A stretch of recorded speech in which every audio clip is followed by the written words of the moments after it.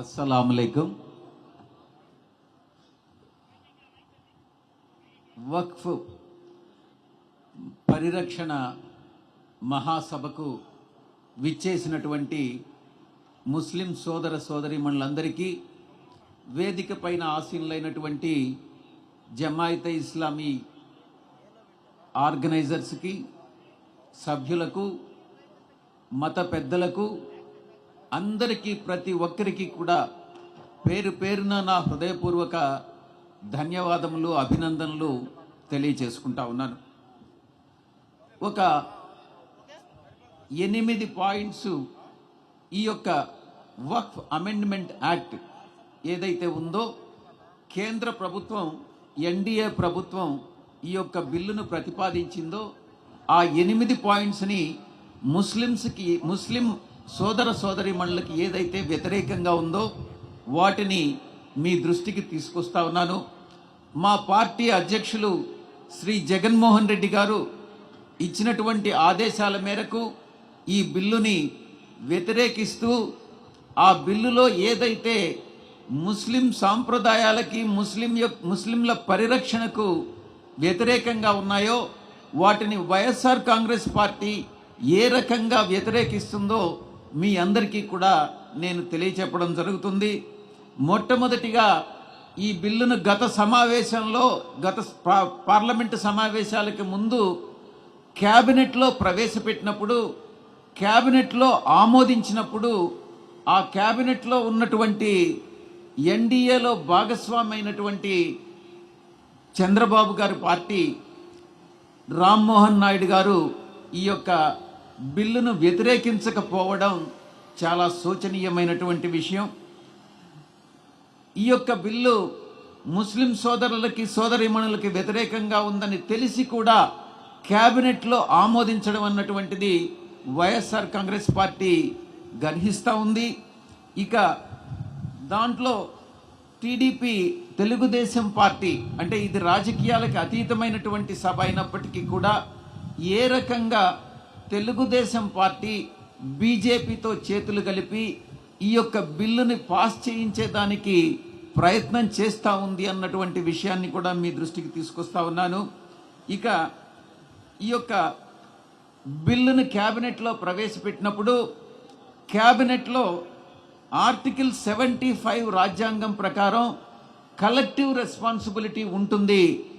ఏ ఒక్క మంత్రి అయినా కూడా దాంతో విభేదిస్తే, ఆ బిల్లును విభేదిస్తే, ఆ బిల్లుని విభేదించినప్పుడు రాజీనామా చేసి బయటకు రావాల్సినటువంటి ఆవశ్యకత ఉంటుంది. ఒక్కసారి క్యాబినెట్లో ఆమోదం పొందిన తర్వాత సమిష్టి బాధ్యత, అంటే కలెక్టివ్ రెస్పాన్సిబిలిటీ ఆర్టికల్ 75 ప్రకారం తెలుగుదేశం పార్టీ మంత్రి రామ్మోహన్ నాయుడు దాన్ని అంగీకరించినట్టే అవుతుంది అన్నటువంటి విషయాన్ని మీకు తెలియజేస్తా ఉన్నా. ఇక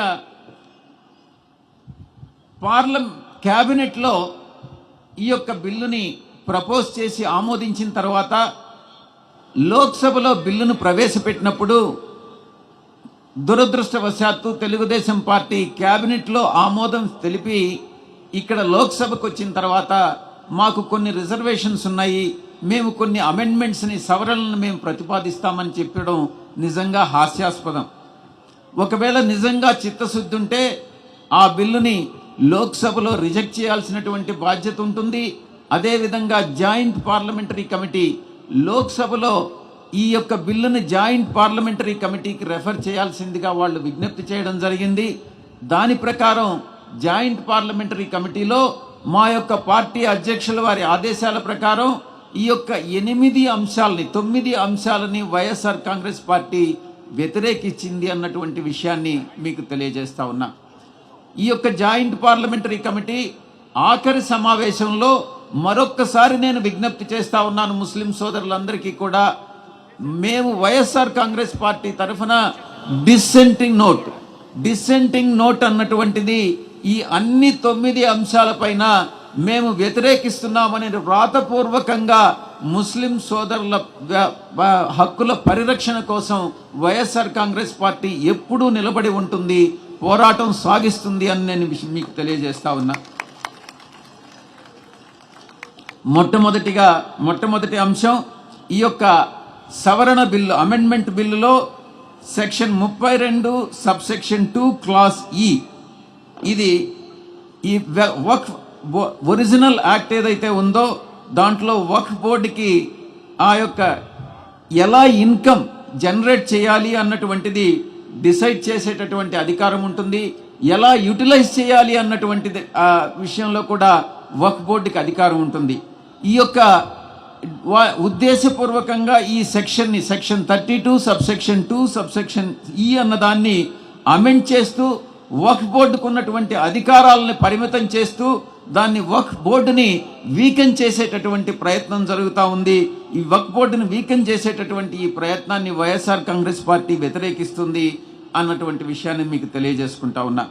ఇక 2024లో ఈ సెక్షన్ 72 అన్నటువంటి దాన్ని యాన్యువల్ కాంట్రిబ్యూషన్ ప్రతి ఒక్క ప్రాపర్టీ మీద ప్రతి ఇన్కంలో జనరేట్ అయినటువంటి ఇన్కంలో కొంత భాగాన్ని గతంలో ఒరిజినల్ యాక్ట్ ప్రకారం 7% మొత్తం వక్ఫ్ బోర్డుకి కాంట్రిబ్యూట్ చేయాల్సి ఉంటుంది. దాన్ని 5% తగ్గించి వక్ఫ్ బోర్డు యొక్క నిజంగా ఆ యొక్క వక్ఫ్ బోర్డు యొక్క దాన్ని పరిమితులు విధిస్తూ వక్ఫ్ బోర్డు యొక్క హక్కులకు భంగం కలిగించే విధంగా వీళ్ళు ఈ రకమైనటువంటి కాంట్రిబ్యూషన్ మీరు ఒక్కసారి ఇంకొక ఎండోమెంట్ యాక్ట్ అయినా కూడా తీసుకోండి. ప్రతి ప్రార్థనా మందిరంలో వచ్చేటటువంటి ఆదాయంలో కామన్ గుడ్ ఫండ్కి ఈ యొక్క వక్ఫ్లోనే కాదు ఎండోమెంట్ యాక్ట్లో కూడా కామన్ గుడ్ ఫండ్కి కాంట్రిబ్యూషన్ ఉంటుంది. కామన్ గుడ్ ఫండ్ని ఆ యొక్క రిలీజియస్ పర్పస్కి ఆ యొక్క టెంపుల్స్ పరిరక్షణకి ప్రార్థనా స్థలాల పరిరక్షణకి వాడతారు. దాన్ని తగ్గించినప్పుడు ఇప్పుడు ఈ వక్ఫ్ బోర్డులో 7% నుంచి 5%కి తగ్గించినప్పుడు వక్ఫ్ బోర్డు యొక్క ఆదాయం కూడా తగ్గిపోతుంది అన్నటువంటి విషయాన్ని మీకు తెలియజేస్తూ ఆ యొక్క ఏదైతే ఈ యొక్క అధికారాలను పరిమితం చేస్తూ క్రిపుల్ చేస్తున్నారో ఆ యొక్క సవరణని వైఎస్ఆర్ కాంగ్రెస్ పార్టీ వ్యతిరేకిస్తుంది అన్నటువంటి విషయాన్ని నేను మీకు తెలియజేసుకుంటా ఉన్నా. ఇక మరొక ఆరోపణ చేశారు బిల్లు ప్రవేశపెట్టేటప్పుడు. మినిస్ట్రీ ఆఫ్ రైల్వేస్ యొక్క ల్యాండ్ ఈ యొక్క భారతదేశంలో మినిస్ట్రీ ఆఫ్ రైల్వేస్కి మ్యాక్సిమం ల్యాండ్ బ్యాంక్ ఉన్నటువంటిది ministry of railways. Ministry of రైల్వేస్కి 31/3/23 లెక్కల ప్రకారం 4.88 లక్షలు అంటే 4,88,000 హెక్టార్ల భూమి మినిస్ట్రీ ఆఫ్ రైల్వేస్కి ఉంది. వీళ్ళు ఎన్డీఏ ప్రభుత్వం చేసినటువంటి ఆరోపణ ఏంటంటే మినిస్ట్రీ ఆఫ్ రైల్వేస్ ల్యాండ్స్ అంతా కూడా చాలా భాగం రైల్వే భూముల్ని వక్ఫ్ బోర్డు తీసుకుంటుంది, ఆ రకంగా రైల్వేస్కి అన్యాయం జరుగుతుంది అన్నటువంటి ఆరోపణ చేశారు. దీంట్లో వాస్తవం ఎంత మాత్రం లేదు. ఇది వాస్తవానికి సుదూరం. మొత్తం 4,88,000 హెక్టార్స్ ఉండేటటువంటి ల్యాండ్లో మొత్తం 0.17% ఆఫ్ ల్యాండ్ రైల్వేస్కి సంబంధించింది మాత్రమే ఎంక్రోచ్మెంట్లో ఉంది. 0.17. 4,88,000 హెక్టార్లు ఎక్కడ, 0.17 హెక్టార్స్ ఎంక్రోచ్మెంట్ ఎక్కడ? దాంట్లో కూడా వక్ఫ్ బోర్డు ఆధీనంలో ఉన్నాయి అన్నటువంటి ఆరోపణ చాలా చాలా కుట్రపూరితమైనటువంటి ఆరోపణ అని నేను మీకు తెలియజేసుకుంటా ఉన్నా. ఇక నెక్స్ట్ పాయింట్ చాలా ఇంపార్టెంట్ పాయింట్. దీన్ని మనం ఈ యొక్క ఆరోపణ నిరాధారమని వైఎస్ఆర్ కాంగ్రెస్ పార్టీ చెప్తా ఉంది. వక్ఫ్ అనేటటువంటిది, వక్ఫ్ అంటే మీకు మీనింగ్ తెలిసి ఉంటుంది. వక్ఫ్ అంటే act of a owner dedicating the property for a particular charitable religious use. ఒక ముస్లిం ఒక ప్రాపర్టీని వక్ఫ్ కానీ డొనేట్ చేస్తే దాన్ని వక్ఫ్ అంటారు. అది ఎసెన్షియల్లీ అది కంపల్సరీగా అది రిలీజియస్ పర్పస్కి మాత్రమే ఉపయోగించాలి అన్నటువంటిది ఆర్టికల్ 26 ప్రకారం ముస్లిమ్స్ చారిటీకి పార్ట్ అండ్ పార్సల్ ఆఫ్ ఇస్లాంకి ఇచ్చేటటువంటి అధికారాన్ని కాన్స్టిట్యూషన్లోనే ఉంది. కానీ ఇక్కడ వచ్చినటువంటి ప్రాబ్లం ఏందనంటే, ఇప్పుడు ఈ అమెండ్మెంట్ యాక్ట్ ప్రకారం, ఈ యొక్క అమెండ్మెంట్ యాక్ట్ ప్రకారం ఈ యొక్క ఆరోపణ ఏదైతే చేస్తున్నారో రైల్వేస్ ల్యాండ్ని ఎంక్రోచ్ చేశారన్నటువంటి విషయాన్ని దీంట్లో ఎలా నిరాధారం అంటే, ఎవరైనా కూడా డొనేట్ చేస్తేనే ఒక రిలీజియస్ పర్పస్ కోసం, ఇస్లాం పర్పస్ కోసం డొనేట్ చేస్తేనే అది వక్ఫ్ బోర్డు ప్రాపర్టీ అవుతుంది. ఎంక్రోచ్ చేసినటువంటి ల్యాండ్ వక్ఫ్ బోర్డు ప్రాపర్టీ కాదు అన్నటువంటి విషయాన్ని నేను మీకు తెలియజేస్తా ఉన్నా. ఇక సెక్షన్ 97 స్టేట్ గవర్నమెంట్, ఏ స్టేట్ గవర్నమెంట్ అయినా కూడా మనకు ఉన్నటువంటి దేశంలో 29-30 రాష్ట్ర ప్రభుత్వాలు ఏదైతే ఉన్నాయో అన్ని రాష్ట్ర ప్రభుత్వాలకి సెక్షన్ 97 ప్రకారం ఏదైనా వక్ఫ్ బోర్డు ఏదైనా ఒక నిర్ణయం తీసుకుంటే, జడ్జిమెంట్ కానీ పాస్ చేస్తే ట్రైబ్యునల్ దాన్ని రివర్స్ చేసేటటువంటి అధికారం ఉంటుంది.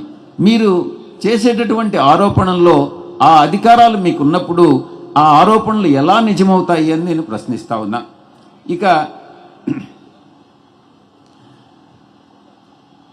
ఇక వక్ఫ్ ల్యాండ్కి కానీ వస్తే, వక్ఫ్ బోర్డుకి మొత్తం దేశంలో ఇప్పుడు యాజ్ ఆఫ్ టుడే 8,70,000 ప్రాపర్టీస్ ఉన్నాయి.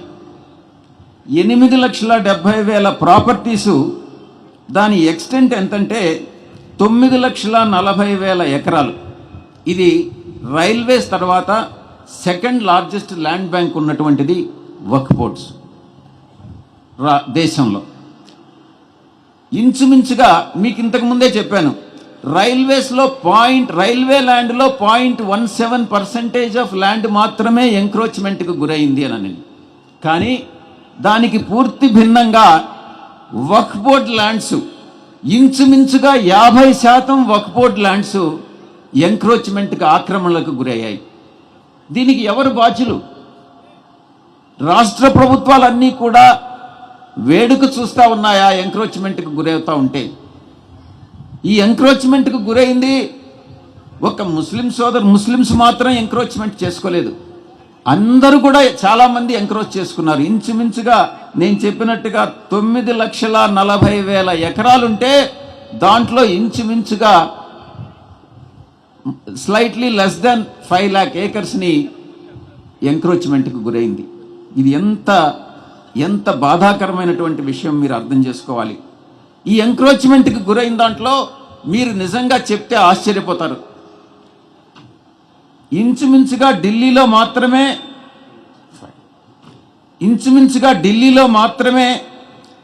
30%, ఢిల్లీలో ఉన్నటువంటి వక్ఫ్ బోర్డ్ ల్యాండ్స్లో 30% ఢిల్లీ డెవలప్మెంట్ అథారిటీ అంటే ప్రభుత్వ సంస్థ వాళ్ళు ఆక్రమించుకొని ఉన్నారు. ఇక ఢిల్లీ డెవలప్మెంట్ కాకుండా మహారాష్ట్రలో కూడా చాలా భూములు ఆక్రమణకు గురయ్యాయి వక్ఫ్ బోర్డ్ ల్యాండ్స్. ఇక అమెండ్మెంట్ కన్నా వస్తే, ఈ యొక్క అమెండ్మెంట్లో ఇంతకుముందు ఏదైతే వక్ఫ్ బోర్డు ల్యాండ్ అని చెప్పి వక్ఫ్ బోర్డు అధీనంలో ఉండుంటుందో, ఒకవేళ డాక్యుమెంటేషన్ కానీ సరిగా లేనట్టయితే అది వక్ఫ్ బోర్డు అధీనంలో మీకు తెలిసి ఉంటుంది అడ్వర్స్ పొజిషన్ అన్నటువంటిది. ఒక 12 సంవత్సరాలు ఎవరైనా అడ్వర్స్ పొజిషన్లో కానీ ఉంటే ఆ అడ్వర్స్ పొజిషన్ అది వక్ఫ్ బోర్డు కావచ్చు, ఇంకెవరైనా కూడా కావచ్చు, అది వాళ్ళకే చెందుతుంది అన్నటువంటిది. ఇది ఈ యొక్క 107 అన్నటువంటి దాన్ని ఈ యొక్క అమెండ్మెంట్ బిల్లులో దాన్ని డ్రాప్ చేస్తూ ఉన్నారు. అందువల్ల ఈ యొక్క ఎవరైతే ఈ యొక్క ల్యాండ్స్ ఉన్నాయో ఆ వక్ఫ్ బోర్డ్ ల్యాండ్స్కి ఇది హానికరము అన్నటువంటి విషయాన్ని గుర్తించి వైఎస్ఆర్ కాంగ్రెస్ పార్టీ అపోజ్ చేస్తూ ఉంది. ఇక 2 అంశాలే ఉన్నాయి, 2 నిమిషాలు టైం ఇచ్చారు, అవి కూడా కంప్లీట్ చేస్తాను. Concept of ownership. ఇప్పుడు సెక్షన్ 104 104 అమెండ్మెంట్ బిల్లు ప్రకారం, యాక్ట్ ప్రకారం, the right of non Muslims to donate the property అంటే ముస్లిమ్స్ కానటువంటి వాళ్ళు, ముస్లిమేతరులు ఎవరైతే ఉన్నారో వాళ్ళు వక్ఫ్కి డొనేట్ చేయకూడదు అన్నటువంటిది ఈ అమెండ్మెంట్లో తీసుకొస్తా ఉన్నారు. కానీ ముస్లిం సోదరులు మాత్రం మిగతా ఏ రిలీజియస్ ట్రస్టులకైనా కూడా డొనేట్ చేయొచ్చు. అంటే ముస్లిమ్స్కి ఎంత అన్యాయం జరుగుతూ ఉంది ఈ బిల్లులో అన్నటువంటిది మిమ్మల్ని నేను అర్థం చేసుకోమని వేడుకుంటా ఉన్నా. Article 300A 300A article 19(1) sub class C, transfer of property 1982, ఈ 3 చట్టాల్లో ఉన్నటువంటి ఆర్టికల్స్ని కానీ సెక్షన్స్ని కానీ కలిపి చదువుకుంటే ఈ యొక్క నాన్ ముస్లిమ్స్ వక్ఫ్ బోర్డుకి డొనేట్ చేయకూడదు, ముస్లిమ్స్ కానీ మిగతా ఏ రిలీజియస్ బాడీస్కైనా డొనేట్ చేయొచ్చు అన్నటువంటిది ఇది నిజంగా చట్టవిరుద్ధం అన్నటువంటి దాన్ని గుర్తించి వైఎస్ఆర్ కాంగ్రెస్ పార్టీ ముస్లిం హక్కుల పరిరక్షణ కోసం దీన్ని అపోజ్ చేస్తూ ఉంది అన్నటువంటి విషయాన్ని నేను మీకు తెలియజేసుకుంటా ఉన్నా. Non Hindus can donate to temples అంటే ముస్లిమ్స్ టెంపుల్స్కి డొనేట్ చేయొచ్చు, చర్చికి డొనేట్ చేయొచ్చు, లేకుంటే ఇంకేదైనా ఇతర మతాల వాళ్ళకి ముస్లిమ్స్ డొనేట్ చేయొచ్చు, కానీ ఇతర మతాల వాళ్ళు వక్ఫ్ బోర్డుకి డొనేట్ చేయకూడదు అన్నటువంటిది ఈ యొక్క అమెండ్మెంట్లో సారాంశం. ఇక బీహార్ కావచ్చు, ఒరిస్సా కావచ్చు, తెలంగాణ కావచ్చు, ఆంధ్రప్రదేశ్ కావచ్చు, తమిళనాడు కావచ్చు, ఎండోమెంట్ యాక్ట్లో particular religion with regards to ఈ యొక్క డొనేషన్స్ ఏదైతే ఉన్నాయో డెడికేట్ చేస్తున్నారో దాంట్లో వాళ్ళు ఎక్కడైనా కూడా చేసుకోవచ్చు. ఈ యొక్క అమెండ్మెంట్ యాక్ట్ వాటిని అన్నింటినీ సూపర్సీడ్ చేస్తుంది, ముస్లిం యొక్క హక్కులకి భంగకరంగా ఉంది అన్నటువంటి విషయాన్ని మీకు తెలియజేస్తా ఉన్నాను. ఇక వక్ఫ్ బోర్డులో ఉన్నటువంటి లాస్ట్ 2 పాయింట్స్. వక్ఫ్ బోర్డులో వక్ఫ్ కౌన్సిల్ ఉంటుంది, స్టేట్లో వక్ఫ్ బోర్డ్స్ ఉంటాయి. వక్ఫ్ బోర్డులో సెక్షన్ 9 ప్రకారం 9 సెక్షన్ 14 నాన్ ముస్లిమ్స్ని ఈ యొక్క అమెండ్మెంట్ యాక్ట్ ప్రకారం ఇంతకు ముందంతా ముస్లిమ్స్ మాత్రమే ఉండేటటువంటి వాళ్ళు వక్ఫ్ బోర్డులో మెంబర్స్గా కానీ చైర్మన్గా కానీ, ఇప్పుడు నాన్ ముస్లిమ్స్ కూడా వక్ఫ్ బోర్డులో మెంబర్స్గా కావచ్చు అన్నటువంటిది ఈ యొక్క అమెండ్మెంట్లో ప్రతిపాదిస్తూ ఉన్నారు. మొత్తం వక్ఫ్ యాక్ట్ ప్రకారం 20 మంది వక్ఫ్ సెంట్రల్ కౌన్సిల్లో 20 మంది సభ్యులుంటే దాంట్లో 10 మంది మాత్రమే ముస్లిమ్స్ ఉండాలి, మిగతా 10 మంది నాన్ ముస్లిమ్స్ ఉండొచ్చు అన్నటువంటిది ఈ అమెండ్మెంట్లో తీసుకొస్తా ఉన్నారు. ఇది మీ యొక్క హక్కులకి భంగకరం అన్నటువంటి విషయాన్ని నేను తెలియజేస్తా ఉన్నాను. ఇది మేము అపోజ్ చేస్తా ఉన్నాం. వక్ఫ్ యాక్ట్లో వక్ఫ్ బోర్డ్స్లో రాష్ట్రంలో ఉండేటటువంటి వక్ఫ్ బోర్డ్స్లో ప్రతి రాష్ట్రంలో వక్ఫ్ బోర్డ్స్ ఉన్నాయి. దాంట్లో కంపల్సరీగా కొంతమంది ముస్లిమ్స్ ఉండాలి. ఆ అమెండ్మెంట్లో గతంలో ఎంతమంది అయితే మెంబర్స్ ఉన్నారో వాళ్ళల్లో 4 మాత్రమే ముస్లిమ్స్ ఉండొచ్చు, మిగతా వాళ్ళందరూ నాన్ ముస్లిమ్స్ని వక్ఫ్ బోర్డులో పెట్టుకోవచ్చు అన్నటువంటిది ఈ యొక్క అమెండ్మెంట్లో తీసుకొస్తున్నారు. ఇక CEO of Waqf board CEO గతంలో ముస్లిమే అయి ఉండాలి, కానీ ఇప్పుడు నాన్ ముస్లిం కూడా వక్ఫ్ బోర్డులో సిఇఓ కావచ్చు అన్నటువంటి విషయం ఈ యొక్క అమెండ్మెంట్లో ప్రతిపాదిస్తూ ఉన్నారు. ఈ యొక్క అమెండ్మెంట్స్ అన్నీ కూడా ముస్లిం హక్కులకి భంగకరం అన్నటువంటి విషయాన్ని నేను తెలియజేస్తా ఉన్నాను. నేను ఒక్క విషయం చెప్తా ఉన్నాను కంక్లూడింగ్ రిమార్క్గా.